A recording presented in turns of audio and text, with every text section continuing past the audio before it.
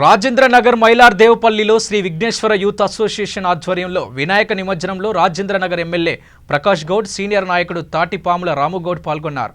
లడ్డు వేలం పాటలో గత సంవత్సరం 40,051కి తీసుకున్న శివ ఈ సంవత్సరం 48,000 రూపాయలకు లడ్డు కైవసం చేసుకున్నాడు. ఈ కార్యక్రమంలో శ్రీ విఘ్నేశ్వర యూత్ అసోసియేషన్ సభ్యులు తాటిపాముల శ్రీనుగౌడ్, మనోజ్ గౌడ్, శివ తదితరులు పాల్గొన్నారు.